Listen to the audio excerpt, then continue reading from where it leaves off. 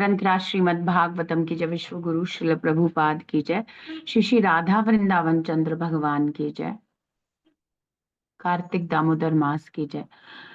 तो कार्तिक माह का महात्म्य बताते हुए कह रहे हैं कि दामोदर अष्टकम नाम, दामोदर अष्टकम नाम का स्रोत जो है, जो स्तुतियां हैं, दामोदर अष्टकम 8 श्लोक जो हैं स्तुतियां, जो दामोदर अर्चना, जो दामोदर की अर्चना पूजा की विधि, दामोदर के सेवा स्थिति को बताती हैं। नित्यम दामोदर आकर्षी, और इसका नित्यम प्रतिदिन पाठ करना चाहिए कार्तिक में। दामोदर आकर्षी, ये दामोदर को आकर्षित करने वाली स्तुतियां हैं। पठेत सर्व सत्यव्रतोदितम, इसको प्रतिदिन नित्यम रोजाना इसका पठेत पाठ करना चाहिए, उच्चारण करना चाहिए, इसे सत्यव्रत ऋषि ने बोला था। तो one should regularly recite the prayer called Damodar Ashtakam which was spoken by Satyavrata, which attracts the Lord Damodar and which describes the worship of Lord Damodar. तो मनुष्य को यही करना है, प्रतिदिन कार्तिक में उसे दामोदर अष्टकम का उच्चारण करना चाहिए। अब वैसे कार्तिक महात्म्य में दिया गया है, पर हम हमेशा ही कर सकते हैं, आफ्टर कार्तिक भी हम दामोदर अष्टकम का उच्चारण करें, तो ये तो भगवान के प्रति समर्पण है ना। तो कह रहे हैं इसको बोलना चाहिए, इसको गाना चाहिए। क्यों? ये दामोदर भगवान को आकर्षित करता है और क्या करता है, भगवान की कैसे सेवा की जाए उस स्थिति को बताता है।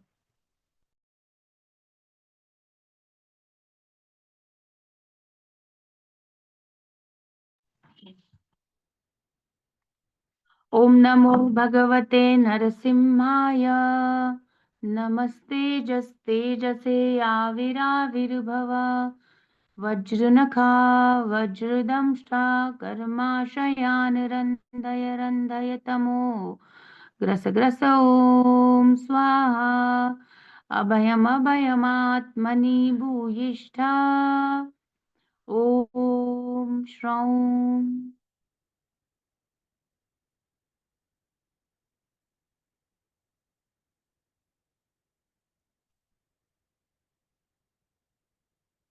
3.6.8 8वें नंबर का श्लोक का आज हम अध्ययन करेंगे। 8 और 9 दोनों लेंगे। तो अभी क्या हुआ फिर आगे, उन्होंने अपने आप को कैसे फिर आगे डिवाइड कर लिया, है ना, 1, 10 और 3। ठीक है, अब बता रहे हैं, एष हि शेष सत्त्वानाम् आत्मांशः परमात्मनः, आद्यो अवतारो यत्रासौ भूतग्रामो विभाव्यते, एष ह्यशेष सत्त्वानाम् आत्मांशः परमात्मनः, आद्योऽवतारो यत्रासौ भूतग्रामो विभाव्यते। शब्दार्थ अनुवाद तात्पर्य विश्व गुरु शिल प्रभुपाद जी के द्वारा। शिल प्रभुपाद की जय। एष ही अशेष सत्वानाम, सत्व यहाँ पर जीवों को कहा गया है। और तो असंख्य जीवों के, असीम, अशेष मतलब असीम, बहुत सारे जीवों का, एष निश्चित ही आत्मा के समान है। कौन है ना, ये जो अंश है भगवान का, परमात्मा। हाँ, किनका अंश है? परमात्मा का। देखो समझो बात को, कि भगवान एक्सपेंड हुए अपने पुरुष अवतार में, और फिर भगवान अपना परमात्मा है ना, गर्भोदक्षाई विष्णु जो ब्रह्मांड के परमात्मा है ना, इस प्रकार से। तो उनके होने से ये विराट रूप संभव हुआ, तो परमात्मा का अंश हो गया ना विराट रूप। तो इसीलिए विराट रूप, ऐसे हम विराट रूप को भौतिक कहते हैं, है ना, पर विराट रूप में गर्भोदक्षाई विष्णु की शक्ति है, उनका अंश है विराट रूप, क्योंकि उनके कण कण में प्रवेश करने से ब्रह्मांड का स्वरूप बना, और इस ब्रह्मांड के स्वरूप को ही विराट रूप कह रहे हैं। तो बड़ा सरल है समझना।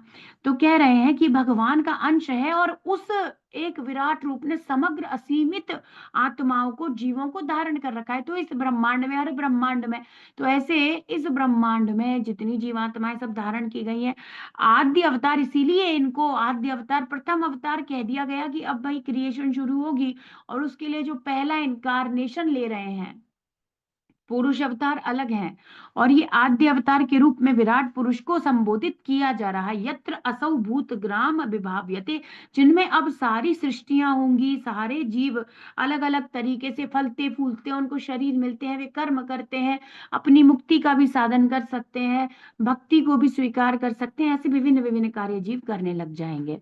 तो भगवान का विश्वरूप प्रथम अवतार तथा परमात्मा का स्वांश होता है। अब आपको कंफ्यूजन नहीं होना चाहिए। वे असंख्य जीवों के आत्मा है और उनमें समुचित सृष्टि भूत ग्राम टिकी रहती है, इस तरह फलती फूलती रहती है। किस परिप्रेक्ष्य में कहा जा रहा है, ठीक है। भगवान दो प्रकार से अपना विस्तार करते हैं, आत्मस्व अंश तथा विभक्त सूक्ष्म अंश। हम लोग कौन है? विभक्त सूक्ष्म अंश हैं। हम भगवान के शरीर से पृथक हुए अंश है, विभक्त हो गए, अलग हो गए हम लोग। और आत्मस्व अंश जो भगवान के विष्णु तत्व है उनको कहा जाता है। तो आत्मस्व अंश भगवान के विष्णु तत्व उनके एक्सपेंशन है और विभक्त अंश जीव है। चूंकि जीव अत्यंत ही लघु है, अतः कभी कभी उन्हें भगवान की तटस्थ शक्ति भी कह दिया जाता है, जबकि जीव क्या है? अपरा शक्ति है। लेकिन जीव अत्यंत सूक्ष्म और अपनी स्थिति को भूल जाने के कारण वो मार्जिनल पोटेंसी के रूप में जाना जाता है। अपरय मितस्त्वन्याम प्रकृतिम विद्धि में पराम, मेरी एक अन्य प्रकृति है जो अपरा प्रकृति है, नहीं जो परा प्रकृति, अपरा के अलावा मेरी जो है ना, सॉरी, अपरा और परा, परा मतलब जीव है, जीव परा प्रकृति है, पर अपरा निकृष्ट शक्ति का संग करने के कारण वो मार्जिनल स्थिति में आ जाता है। वो दोनों में से अब भगवान की परा और अपरा शक्ति में से चूज कर सकता है किसका एसोसिएशन चाहिए। तो लघु है इसलिए उसे तटस्था कह दिया जाता है। किंतु योगी जन जीवों तथा परमात्मा को एक ही मानते हैं, पर यह विवाद का बहुत ही नगण्य बिंदु है। पर लोग ऐसा कह देते हैं कि परमात्मा का देखो, जीव भी कृष्ण का एक अंश है प्रथिकृत, और परमात्मा भी इस संसार के लिए एक लिया गया अंश रूप अवतार है भगवान का। तो ऐसे कह देते हैं, एक ही बात है। तो बहुत बार फिर इसको लोग ट्विस्टेड बहुत ज्यादा करते हैं, जबकि एक तरीके से देखा जाए कि वो भी अंश अवतार है, जीव भी अंश है, इस परिप्रेक्ष्य में ऐसे कह दिया तो प्रभुपाद कहते हैं इस पे कोई बहस करने की जरूरत नहीं है। कुल मिलाकर प्रत्येक वस्तु भगवान के विराट रूप या विश्व रूप पर ही टिकी हुई है। मतलब हमारा जो ब्रह्मांड, उसकी हर वस्तु हर चीज किस पर टिकी हुई है? भगवान के विराट रूप, क्योंकि सब कुछ इसी के अंदर समाहित है। अगर हम थोड़ा सा बुद्धि लगा के पढ़ के आ रहे हैं और प्रतिदिन अच्छे से सुनने का प्रयास कर रहे हैं तो उसमें शायद कोई संशय नहीं होना चाहिए, इवन आपको ये समझ में आ रहा होगा जितना हम समझ सकते हैं। साध्यात्म साधिदैवश्च साधिभूत इति त्रिधा विराट प्राणो दशविध एकदा हृदयेन च। तो जो श्लोका नंबर 7 में कहा गया था उसी को और ज्यादा एक्सप्लेन किया जा रहा है। क्या बताया था? देखो, विराट प्राणो दशविधा, तो हमने देखा था कि 10 भागों में प्राण शक्ति के रूप में डिवाइड हो गए थे, है ना। भगवान की क्रिया शक्ति प्राण शक्ति के रूप में डिवाइड हो गई थी। तो एकधा, त्रिधा और दसधा, 10 विधा, है ना। तो ये ऐसे डिवाइड हुआ था, दशधा त्रिधा। 7 और 9 को एक साथ देखिए तो समझने की बात है कि यही जो विराट रूप है 10 तथा 1 के द्वारा इस अर्थ में प्रयुक्त होता है। देखो क्या बताया जा रहा है, सा आध्यात्म। तो विराट पुरुष से 3 पार्ट हुए थे, उनमें से एक के एक ही रहा जीव शक्ति, वो जीव शक्ति ही रही। उसके बाद जो क्रिया शक्ति थी वो 10 प्रकार के प्राणों में कन्वर्ट हो गई। ये दोनों तो क्लासिफिकेशन सरल हो गए। अब जो एक तीसरा ज्ञान शक्ति थी वो आगे क्या हुआ? अच्छा नहीं, ज्ञान शक्ति जो जीव था वो तो जीव ही रहा, उसको ऐसे ही कह दिया विभाजित हुआ। और क्रिया शक्ति हुई 10 प्राण शक्तियों के रूप में। और उसके बाद जो आत्मा जिसको बोला गया था, जिससे हम अपनी पहचान कर रहे थे, वो 3 भागों में डिवाइड हुआ। उन 3 भागों को यहाँ पर थोड़ा डिटेल से बताया जा रहा है। तो वो 3 भाग कौन कौन से हुए? आध्यात्म, आदि दैव, आदि भूत। ये आपको पहले भी मैंने बताया था। अगर कंफ्यूजन होता है तो श्लोका नंबर 7 का रिकॉर्डिंग सुनिएगा। आध्यात्म, आदि दैव, आदि भूत, है ना। ये किसका एक्सपेंशन है? देख ही लो। देखो यहाँ 7th श्लोका में कहा कि विभाजित हो जाता है। विभाजित होने के बाद क्या था? एक तो जीवों की चेतना, फिर जीवन की क्रियाशीलता, इसे कर्म कहा गया था, देखो ऊपर। और ये दैव लिख रहा है, ये जीवन की जीवों की चेतना सजीव शक्ति कहा गया था, और कर्म कहा गया था जीवन की क्रियाशीलता, जो कि 10 प्राण बनाती है। प्राण वायु बनाया, पान, उदान, ऐसे ऐसे उनके बारे में हम आज भी पढ़ेंगे। और एक जीव शक्ति है इसे देव कह दिया गया था, यही भगवान की ज्ञान शक्ति है। और तीसरा जो था आत्मा, ये 3 भागों में और डिवाइड हो गया था। ठीक है ना, डिवाइडेशन के अंदर डिवाइडेशन है।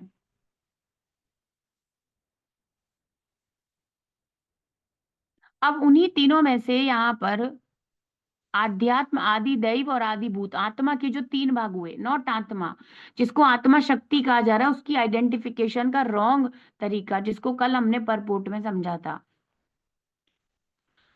तो विश्व रूप 3:10, तो सा आध्यात्म, आध्यात्म में क्या आता है,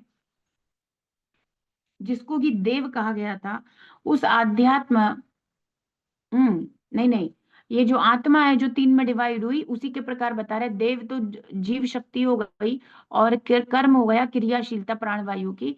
और तीसरा जो था आत्मा जिसे कहा गया था, उसके 3 भाग हुए, आध्यात्म, आदि दैव और आदि भूत। अब आदि भूत, आदि भूत से क्या पता चल रहा है, इसमें ग्रॉस मेटीरियल सेंसेस आएंगे। पंच महाभूत के बने हुए ये जो स्थूल इंद्रियां हैं, ग्रॉस, हमारे ये जो सेंसेस हैं, ज्ञान इंद्रियां, कर्म इंद्रियां, है ना, और इनके विषय, रूप रस गंध स्वाद, इंद्रियां जो भोगेंगी वो विषय, और वो जो इंद्रियां हैं वो आ जाएंगी।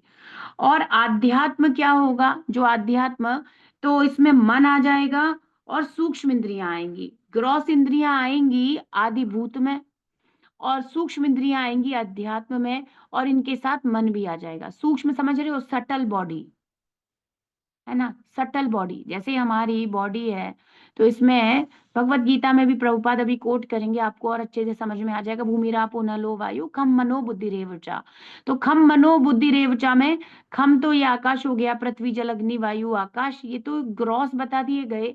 और फिर सूक्ष्म बताया, मन बुद्धि अहंकार, ये सूक्ष्म है। ऐसे ही सटल बॉडी किस में जाती है, अध्यात्म में, और मन भी उसी में जाता है। और जो इंद्रियां हैं, ग्रॉस हमारे सेंसेस हैं, और उनके जो विषय हैं वो सब कुछ किसमें जाता है। जैसे पहले क्या होता है, देखो ऐसे समझो, हम 4 नियमों का पालन करते हैं हमारे ग्रॉस मटेरियल सेंसों को कंट्रोल करने के लिए। और फिर सटल लेवल पर और जाते हैं तो हम और ज्यादा अपने बाकी के मन, बुद्धि, इस सब को भी परिष्कृत करने के लिए प्रयास करते हैं। पर पहले ग्रॉस मटेरियल सेंसों को कंट्रोल करने के लिए, जैसे शिला प्रभुपाद ने 4 नियम दिए हैं। जैसे क्या, इंटॉक्सिकेशन मत करो, ग्रॉस सेंस है ना, कि उसको लग रहा है ड्रिंकिंग। अब ये सब तो एक अलग बात हो गई कि मैं ये शरीर हूं, यही मान करके वो इन कार्यों को कर रहा है, तो तुम शुद्ध कार्य करो। और एक हो गया, अब तुम सोचो कि मेरा मन और बुद्धि से भी मैं अलग हूं, मैं आत्मा हूं, और तुम मन और बुद्धि को भी शुद्ध करने के लिए कार्य करो। और फाइनर अंदर के लेवल पे चलते जा रहे हैं। जैसे अवैध संबंध ना रखना, आपको मैंने काफी बार एक्सप्लेन किया।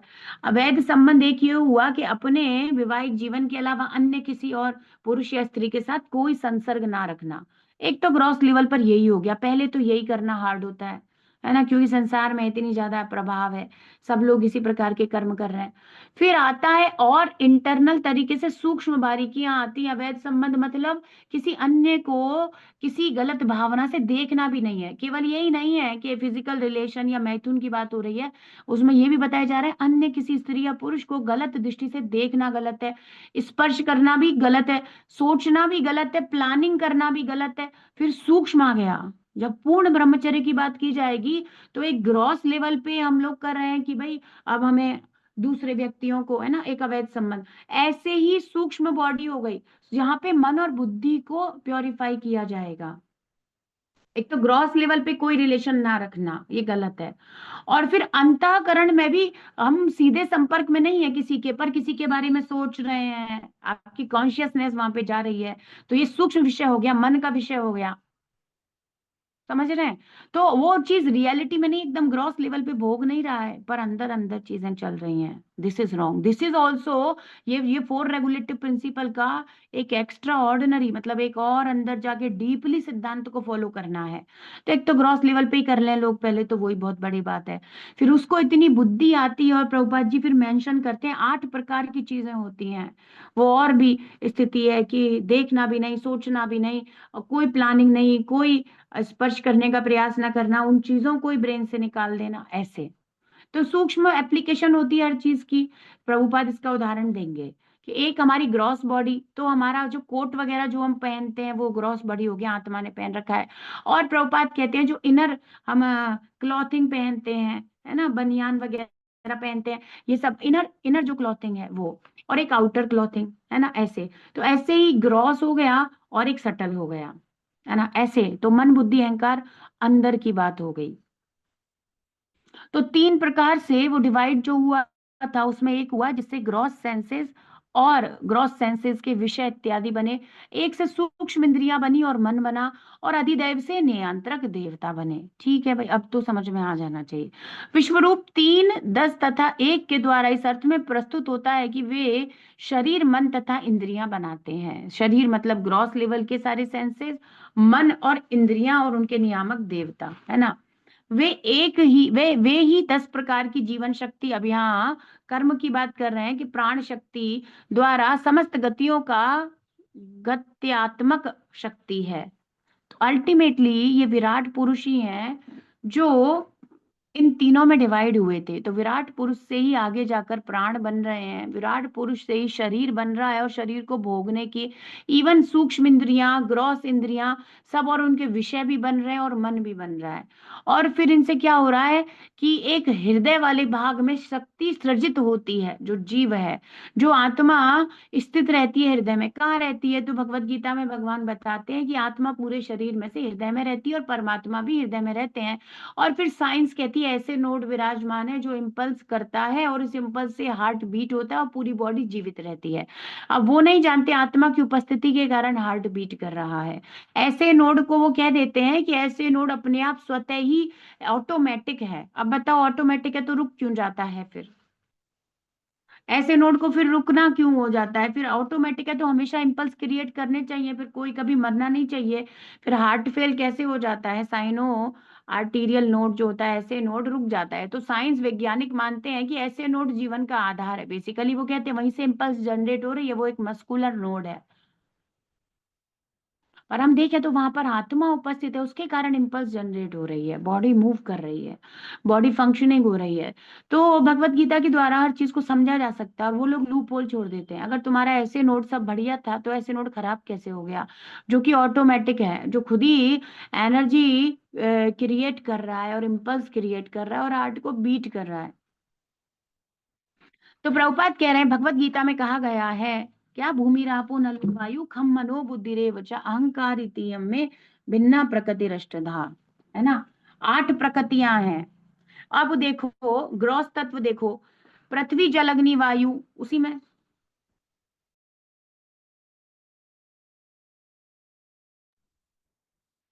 है ना। 8 तत्व है, पृथ्वी जल अग्नि वायु आकाश, ये तो ग्रॉस हो गए। अब मन बुद्धि अहंकार सटल बॉडी की बात हो गई। ठीक है। इन 5 तत्वों से मिलकर ग्रॉस सब कुछ बना, और मन बुद्धि अहंकार सटल है। भगवान की कनिष्ठा या अपरा शक्ति के उत्पाद हैं, जबकि कनिष्ठा शक्ति का उपभोग करते दिखाई पड़ने वाला जीव मूलतः क्या होता है? पराशक्ति, श्रेष्ठ शक्ति होता है, भगवान की अंतरंगा शक्ति से संबंधित है। लेकिन क्योंकि उसने एसोसिएशन किया है माया का, इसलिए वो तटस्था कहलाया जाने लगा है। अब ये तो आपको 7वां अध्याय में पढ़ चुके हैं, वहां से क्लियर ही होना चाहिए। 8 कनिष्ठा शक्तियां सूक्ष्म तथा स्थूल रीति से कार्य करती हैं, जबकि श्रेष्ठ शक्ति मध्यवर्ती केंद्रीय जनक शक्ति के रूप में कार्य करती है। ऐसा मानव शरीर में अनुभव किया जाता है। तो हम लोग मेन सेंटर हैं, वो मेन सेंटर जिसको ऐसे नोड कह लो हार्ट का, जहां से सब उनके वो कहेंगे कि लाइफ आ रही है ना। और बाकी पूरा बॉडी बन रहा है किससे? सूक्ष्म और स्थूल, है ना, पदार्थों से बन रहा है। और उसमें श्रेष्ठतम शक्ति कौन हो गई? जीव शक्ति, जो कि हम लोग हैं, जो कि आत्मा, जो कि हार्ट में स्थित है, जहां से सारा इम्पल्स क्रिएट हो रहा है। तो स्थूल तत्व पृथ्वी आदि बाह्य मूल शरीर का निर्माण करते हैं, जो कि ऊपरी वस्त्रों के समान है। और सूक्ष्म मन मिथ्या अहंकार शरीर के भीतरी वस्त्र बनियान इत्यादि के समान है, जो कि शरीर के इंटरनल मन बुद्धि अहंकार जैसे सूक्ष्म चीज हैं, जिनको एक्चुअली में तो भक्ति के बिना हम लोग जानते ही नहीं है कि ये भी कुछ होता है क्या। क्या आपने इससे पहले कभी सोचा है कि मेरी आउटर बॉडी है और एक मेरी इंटरनल सटल बॉडी है? कभी नहीं आ गया ना ध्यान, इवन भगवत गीता पढ़ते समय भी ध्यान नहीं जाएगा, बट भागवत उसको और ज्यादा फोकस करती हैं। तो हम लोगों को एक्चुअली एक्चुअली काम ही यही है कि आने के बाद भागवतम में आपको सोचना पड़ेगा, बैठ करके आपको चिंतन करने, मेडिटेट करने के लिए भागवत प्रेरित करेगी सूक्ष्म विषयों को। तो पहले तो ग्रॉस लेवल पे तुम 4 नियमों का पालन करो कि भाई एकदम ग्रॉस बॉडीली कनेक्शन छोड़ दो, अवैध संबंध छोड़ दो। फिर उसके इंटरनल सूक्ष्म तुम्हारे मन से भी चिंतन निकाल दो, पर स्त्री पर पुरुष का, है ना। ऐसे हमें पूर्ण ब्रह्मचर्य में स्थित पूर्ण शुद्धिकरण के लिए इस प्रकार से होगा। सोचना भी नहीं, देखना भी नहीं, सुनना भी नहीं, कोई स्थिति नहीं। प्लानिंग करना, ये सब गलत, ये सब चीजों को ही गलत। तो ये कब होगा? पहले तो हम ग्रॉस लेवल पे सुधरे, फिर हम इंटरनल लेवल मन बुद्धि पे वर्क करेंगे। ये जो प्लानिंग होती है ये सबको बंद किया जाएगा। हर किसी को भगवान के अंश के रूप में वास्तविकता में देखने की स्थिति कब होगी? जब ग्रॉस और सटल दोनों प्योर हो जाएंगे। तब समा सर्वेषु भूतेषु मद भक्ति लभते पराम। And all of this purification कैसे होगा? जैसे कोई ऐसा थोड़ी है बर्तन जो हमने हाथ से साफ कर लिया, नो। चेतो दर्पण मार्जनम भव महादावाग्नि निर्वापणम। कैसे होगा? कैसे होगा? भगवान के नाम से क्लीनिंग प्रोसेस होगा। आउटर और इनर, सटल बॉडी और ग्रॉस बॉडी दोनों का प्योरिफिकेशन होगा। ठीक है। तो कह रहे हैं कि शरीर की गतियां सर्वप्रथम हृदय से उत्पन्न होती हैं और शरीर के सारे कार्यकलाप इंद्रियों द्वारा संभव होते हैं। अब आप समझ गए, क्योंकि सारी शरीर की गतियां हार्ट साइंस भी कह रही है, पर they don't know the reason behind that, because आत्मा वहां पर विराजमान है, सुपर सोल भगवान का अंश, मतलब परमात्मा भी वहां पर विराजमान है। तो हार्ट से इंपल्स जनरेट होती है, सारी गतियां वहां से प्रारंभ होती हैं, क्योंकि आत्मा वहां निवास करती है। और शरीर के सारे कार्यकलाप, अब ये तो हो गया कि आत्मा के कारण ये शरीर जीवित हो रहा है, पर इसकी फंक्शनिंग करने के लिए हाथ पैर आंख नाक कान, हमारे कर्म इंद्रियां ज्ञान इंद्रियां चाहिए, वही तो बॉडी है, फिर उसके द्वारा ही तो हम सब कुछ कर पा रहे हैं। तो कार्य कैसे होंगे? इंद्रियों के द्वारा। जो शरीर के भीतर 10 प्रकार की वायु द्वारा शक्ति प्राप्त करते हैं, और ये सारे कार्य करने के लिए हमें प्राण वायु से शक्ति प्राप्त होती है। देखो, बहुत सरल है। पहली बात मुझे समझ में आया इसीलिए बोल रही हूँ, अगर समझ में ही नहीं आता तो बहुत डिफिकल्ट रहता। और मैं रिलेट कर पा रही हूँ, उसका मतलब यदि आप ध्यान से पढ़ेंगे आप भी रिलेट कर पाएंगे, अदरवाइज तो फिर इम्पॉसिबल ही होता, है ना। तो 10 प्रकार की वायु का वर्णन बताया गया है। सांस लेते समय नाक से जो प्रवेश करती है वह मुख्य प्राण वायु कहलाती है। जो वायु गुदा से बाहर निकलती है ना, वो क्या कहलाती है? अपान कहलाती है। जो वायु उदर के भीतर भोजन को ठीक करती है, कभी कभी डकार के रूप में निकलती है, समान कहलाती है। जो वायु गले से होकर जाती है, जिसके रुकने से दम घुट जाएगा, उदान वायु कहलाती है। अब ये वायु पढ़ रहे हैं या ये शरीर को देख रहे हैं तो घृणा होती है, लगेगा अरे क्या ये गुदा से निकलती है, पेट हम यही हैं, घृणा की जरूरत नहीं है। दिस इज अस। अपने बारे में जानने से तो घृणा नहीं करनी चाहिए। कोई व्यक्ति कहे अरे क्या, अरे यही तो तुम हो, इसमें बुरा क्यों मान रहे हो? यही तो तुम हो, यही तो हम हैं, वायु के द्वारा नियंत्रित, प्राण मल मूत्र इत्यादि के द्वारा सब कुछ बना हुआ है ये शरीर। इसके बारे में जानने पे घृणा क्यों होती है? साइंस वालों के साथ एक प्रॉब्लम है, डॉक्टरी भी कर लो, एनाटॉमी भी पढ़ लो, पर घृणा नहीं होती।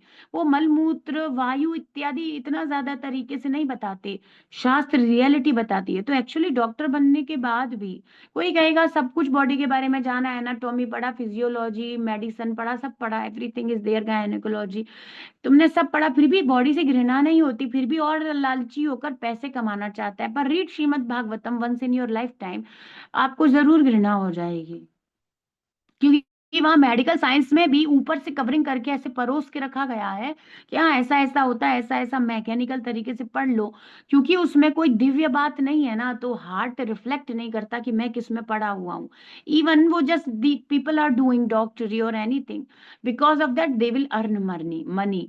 और किसके लिए? शरीर के ही भोग के लिए। सो दे डोंट नो कि मेरी ब्लड वेसल्स हैं, या मेरा ब्रेन है, या मेरे ये ऑर्गन्स हैं, है ना। They don't think on that, क्योंकि इस तरीके से एक्सप्लेन ही नहीं किया मेडिकल साइंस में, वरना तो इतना सूक्ष्म सूक्ष्म तरीके से शरीर की एक एक तंत्रिका और नर्व, एक एक बोन, 208 हड्डी होती हैं। बहुत पहले का काउंट किया हुआ है। अब तो बहुत समय हो गया, शायद 208 ही होती हैं। एक एक हड्डी का नाम मैंने लिख लिख के याद किया था, शायद 206 होती हैं। दो अवशेष के रूप में शायद मैंने वो भी काउंट की थी। एक एक टार्सल मेटाटार्सल बोन्स, कितना समय लगाया है इन चीजों में। एक एक हड्डी बॉडी का जॉइंट काउंट किया हुआ है। फिर भी मुझे कभी नहीं लगा कि ये शरीर नहीं हूं क्योंकि वो काउंट कर रहे हैं, ऐसा लग रहा है जैसे कुछ और ही पढ़ रहे हैं, खुद से रिलेट करके कभी नहीं पढ़ा। अब देख लो, डॉक्टर बन के भी एक एक चीज जान के भी कहाँ बॉडी से डिटैचमेंट हुआ। अब यहाँ जब अपान वायु और ये सब बता रहे हैं तो फिर लग रहा है, अरे ये क्या है। दिस इज द रियलिटी, ये शीशा दिखाना है। हाँ, अब एक्चुअली स्पिरिचुअली डॉक्टर हो रहे हैं अब हम। वी नो, एक डॉक्टर भी क्या बॉडी को जानेगा, वो नहीं, उसको नहीं पता, दे थिंक। अब एक्चुअली सब प्राण वायु से हो रहा है, देखो हमारा पाचन वाचन सब। तो आयुर्वेद थोड़ा मानता है, आयुर्वेद एक्चुअली मानता है, ये आयुर्वेद का विज्ञान धन्वंतरी जी ने दिया है, जो कृष्णा का इनकारनेशन है। तो एक्चुअली वहां पर इन सारी चीजों का वर्णन है, तो ना तो कहीं और साइंस में आपको बुक्स में कहीं नहीं मिलेगा। आयुर्वेद जो पुराना विज्ञान है उसमें आपको ये सब, तो वो कुछ शास्त्रों से रिलेटेड है और उसको चिकित्सा विधि भी दी गई है कि शरीर इसीलिए चिकित्सा की जाए, इसको इसलिए ठीक रखा जाए ताकि we can serve Krishna only, इसीलिए इसका काम है। अदरवाइज क्या मतलब है इसका। तो ये सब वायु का वर्णन सुन के किसी को ऐसा लग सकता है, तो डोंट वरी, यही सब हमारे अंदर चल रहा है और ये वायु हिल जाती है, ये वायु ऊपर नीचे हो जाती हैं, फिर लोग कहते हैं कॉन्स्टिपेशन, ये वो हम लोग इतने परेशान हो जाते हैं। और जो वायु गले से होकर दम घोट दे रुक जाए तो उदान वायु, संपूर्ण वायु पूरे शरीर में चक्कर लगती रहती, इनका चक्कर लगता है। और ये इसमें से जो एक वायु जो पूरे शरीर में चक्कर लगा रही है, ये व्यान वायु कहलाती है। अलग अलग एरिया को अलग अलग वायु नियंत्रित कर रही है। इन 5 वायुओं में अन्य सूक्ष्म वायु भी हैं, जो कल 5 नाम और बताए थे प्रभुपाद ने। जो वायु आंखों और मुख के खुलने में सहायता करती है, ऑरिफिस की ओपनिंग, ऑरिफिस की क्लोजिंग, कितना हमने पढ़ा, ये मसल है संकुचन करती है। फेस की मसल्स पढ़ी, मे बी 26 फेशियल मसल्स हैं, पता नहीं अब ये सब कहाँ से याद आ रहा है। तो कह रहे हैं कि मुख के खुलने में सहायक बनती हैं और नाग वायु कहलाती हैं। ये नाग वायु से हमारा सब आंखें खुल रहा है, ऑरिफिसेस मूव हो रहे हैं, है ना। जो वायु भूख को बढ़ाती है और कृकर वायु कहलाती है, तो भूख इत्यादि को ये कृकर वायु, तो भाई जिसको नहीं लग रही है या जिसको ज्यादा लग रही, कृकर वायु का प्रॉब्लम है। और जो वायु संकुचन में सहायक होती है, कूर्म वायु कहलाती है, बॉडी को कॉन्स्ट्रिक्शन में ले जाती है, और है ना डायलिटेशन कॉन्स्ट्रिक्शन ये सब। जो वायु अंगड़ाई लेते समय मुख को फैलाकर विश्राम दिलाती है, वह देवदत्त कहलाती है। और जो वायु संपोषण में सहायक बनती है, धनंजय वायु कहलाती है। देखो, इन्हीं वायु के साथ, बिकॉज ऑफ दिस वायु, और आत्मा वो सोर्स है जो सब कुछ एक्टिव रख रही है। एंड ग्रॉस सेंसेस, अब तो सभी पढ़ लिया कैसे बने हैं हम, अब तो कुछ रह नहीं गया। अगर आप इसको एक सिद्धांत और बहुत ज्यादा हैवी ना लो, तो ये सोचो एक्चुअली में एक सटल बीच का तरीका है कि आप ये सोचो कितना तरीके से मैं बना हूं, एक एक चीज बता दिया ओपन करके मेरा, एक एक चीज को एक्सप्लेन कर दिया गया, है ना। तो ये सारी वायु हृदय के मध्य से उत्पन्न होती हैं, और हृदय केवल एक है, जीव है ना, क्योंकि वहां जीव विद्यमान है। ये मध्यवर्ती शक्ति भगवान की श्रेष्ठ शक्ति है। कौन? हम, हमारी बात कर रहे हैं। हृदय के भीतर जो हृदय के भीतर शरीर के आत्मा के साथ आसीन है, जो भगवान के मार्गदर्शन में कार्य करती है, यह मध्यवर्ती शक्ति श्रेष्ठ शक्ति है। एक मिनट।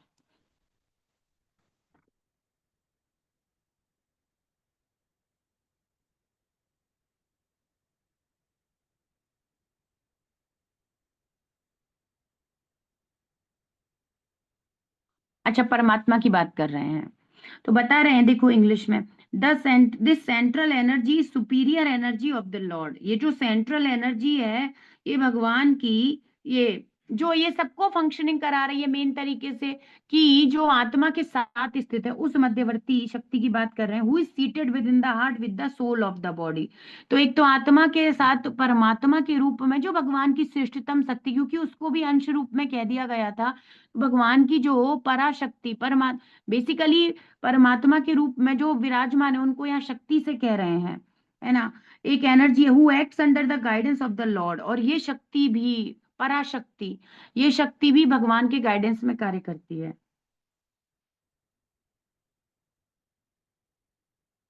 और भगवत गीता में एक्सप्लेन कर दिया गया है, सर्वस्य चाहम हृदि सन्निविष्टो मत्ता स्मृतिर ज्ञानम अपोहनम च। देखो, यहाँ परमात्मा जो भगवान के अंश हैं, जो स्वयं भगवान ही है, भगवान के अंश हैं, उनको पराशक्ति कह करके रिलेट करा गया है, उनको एक शक्ति के रूप में देखा गया है जो पूरी बॉडी की फंक्शनिंग करा रहे हैं। ऐसे तो वो भगवान है, पर वे एक ऐसी शक्ति, श्रेष्ठतम शक्ति है जो सबको सुचारू, इवन आत्मा को भी एकदम सही तरीके से बॉडी के फंक्शनिंग के लिए, आत्मा की उपस्थिति से सब जनरेट हो रहा है, सब स्टार्ट हो रहा है, पर प्रॉपर फंक्शनिंग के लिए वो सब साथ में रहे, जुड़ेगा नहीं बिना भगवान के प्रवेश करे हुए। भौतिक पदार्थ और सजीव आत्मा कैसे साथ में जुड़ेंगे? तो भगवान जब जाते हैं, प्रवेश करते हैं, तो सीमेंट के जैसा कार्य होता है।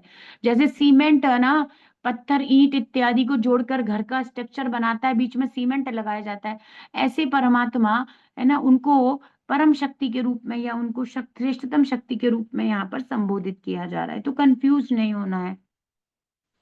सर्वस्य चाहम हृदि सन्निविष्टो मत्तः स्मृतिर्ज्ञानम अपोहनम च वेदैश्च सर्वैर्हमेव वेद्यो वेदांत कृत वेद विदेव चाहम।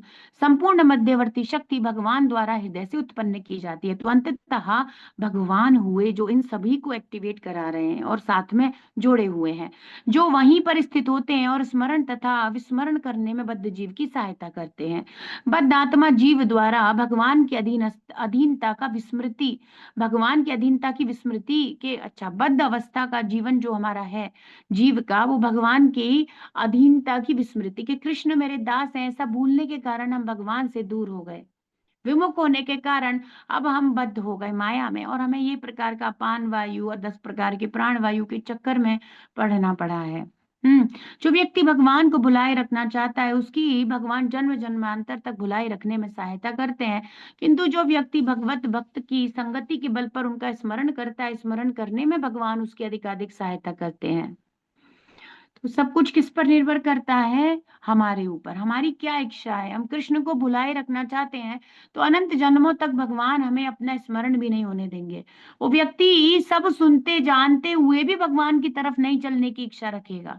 कई बार होता है, अब आप कह रहे हो, जैसे हम कहें कि भाई के प्रसाद भी खिला रहे हैं, या हम कहें हरे कृष्णा तो सबके कान में जा ही रहा है ऐसे वैसे कैसे भी, लेकिन उसने भगवान से विस्मरण मांगा है। उस जीव ने ऐसी इच्छाएं की है कि मुझे भोगने दो, आप नहीं चाहिए हो दूर दूर तक, आपके कारण मुझे डिस्टरबेंस होता है, मैं आपको भूलना चाहता हूँ, ऐसा ही कहा होगा। क्योंकि अब हम भक्ति करते हैं तो हमको लगता है कि अरे ये कैसी बात है, ऐसी प्रेयर कोई कैसे करेगा। पर जब भक्ति नहीं करते तो और फिर उसको क्या लगता है? झंझट, है ना, झंझट। अरे ये क्या बता दिया, जैसे बच्चों को बोल दो थोड़ा कुछ भगवान से रिलेटेड कि बेटा कार्तिक चल रहा है ये वो, है ना, तो फिर अरे क्या ये भी करना होगा क्या, ऐसे वैसे झंझट लगता है। क्या ये है, ऐसे ही हम लोगों ने कहा होगा काफी बार, और कहते ही हैं। अब कहते हैं कि भगवान आपका विस्मरण ना हो, अब भी जब समझ में आता है जब भी कहते हैं, अदरवाइज अब भी हमें कहाँ ही फर्क पड़ेगा, कृष्णा से ज्यादा कहाँ ही पड़ता है। तो प्रभुपाद कह रहे हैं कि स्मरण करने में भगवान उनकी अधिकाधिक सहायता करते हैं। यदि कोई भूलना चाहता है तो भूले रहो, तुम ऐसे खुश हो बेटा तो ऐसे खुश रह लो, है ना, तुम भूलना चाहते हो तो भूल लो। इस प्रकार बद्धात्मा अंत तो गत्वा भगवत धाम वापस जा सकता है। भगवान द्वारा की जाने वाली इस दिव्य सहायता की विधि का वर्णन भगवत गीता 10.10 में हुआ है। तेषाम सतत युक्ता नाम भजताम प्रीति पूर्वकम ददामि बुद्धि योगम तम येन माम उपयान्ति ते। So very shortly we are going to start the 10th chapter of Srimad Bhagavad Gita, है ना। ऑपुलेंस, भगवान ऐश्वर्य, भगवान का ऐश्वर्य शुरू करेंगे। 3-4 श्लोक बचे हैं 9वें अध्याय के, मे बी नेक्स्ट वीक में शुरू हो जाएगा। तो भगवान बता रहे तेषाम सतत युक्ता नाम, सतत युक्ता नाम, who want to always connect with me, वो मत्त स्मृतिर ज्ञानम, तो वो मुझसे जुड़ना चाहता है तो मैं उसे स्मृति देता हूँ। भजताम प्रीति पूर्वकम, तो एक्चुअली बहुत समय तक भगवान से दूर रहने के लिए मांगा है हमने। क्या ये झंझट है, मुझे नहीं करनी पूजा, मुझे नहीं करनी सेवा, अभी कहते हैं तो ऐसा ही हो जाता है। घर में भी बहुत सारे लोग, बच्चे भी ऐसे, तो इसका क्या अर्थ है? विस्मरण में है, विस्मरण में है।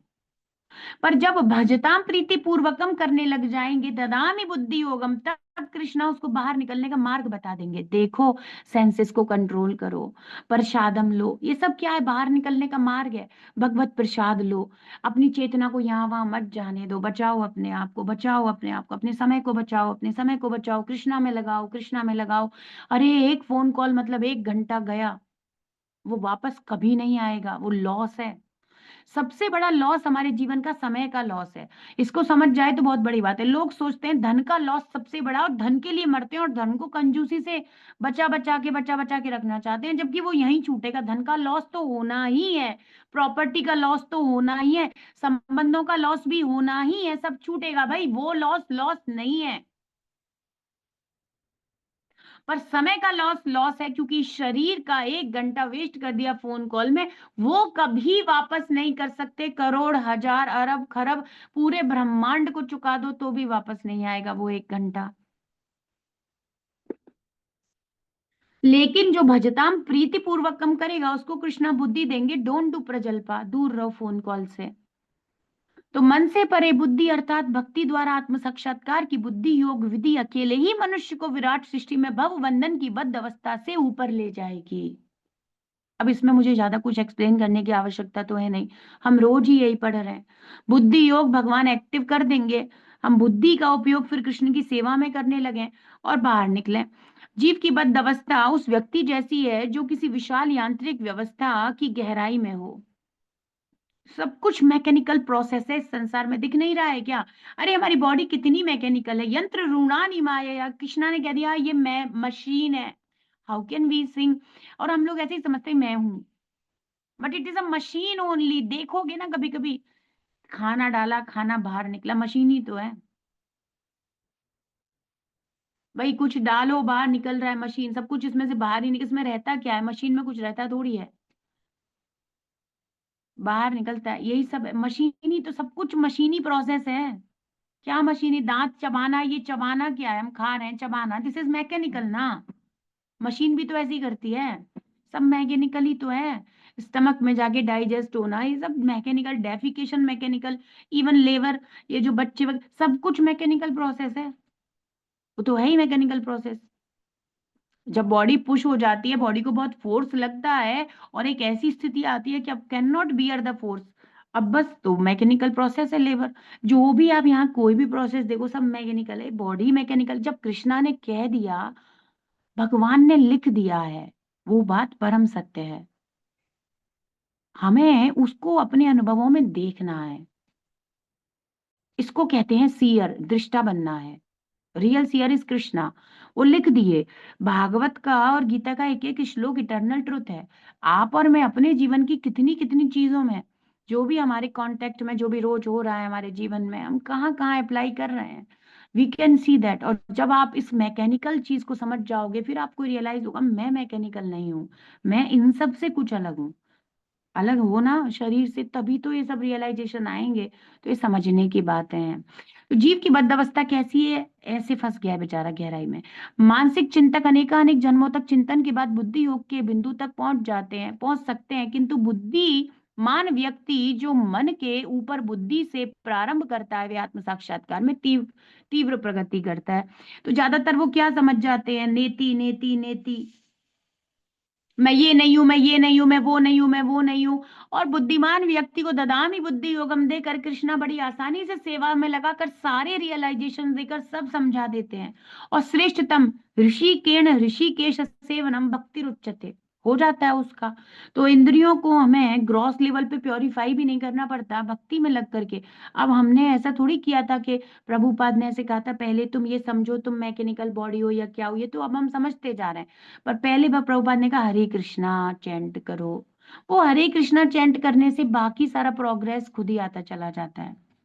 क्योंकि बुद्धि योग में किसी समय भी हियाश या पीछे जाने की किसी प्रकार का कोई बुद्धि, मतलब जो बुद्धि कृष्ण से जुड़ गई है वो बुद्धि योग कर रहा है, बुद्धि से कृष्ण से जुड़ रहा है, वो बुद्धि योग है, मतलब कृष्ण भावना भावित अवस्था है, अथवा आत्म साक्षात्कार के लिए विश्वसनीय मार्ग है, जिसकी पुष्टि भगवत गीता 2.40 में भी हुई है।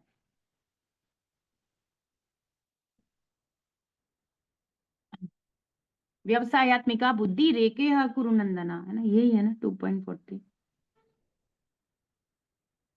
बुद्धयो अव्यवसायिनाम। ठीक।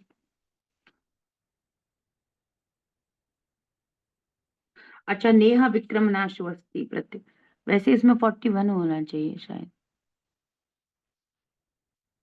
विश्वसनीय मार्ग 241 को कोड किया, नंबर इसमें मिसप्रिंट हो गया होगा।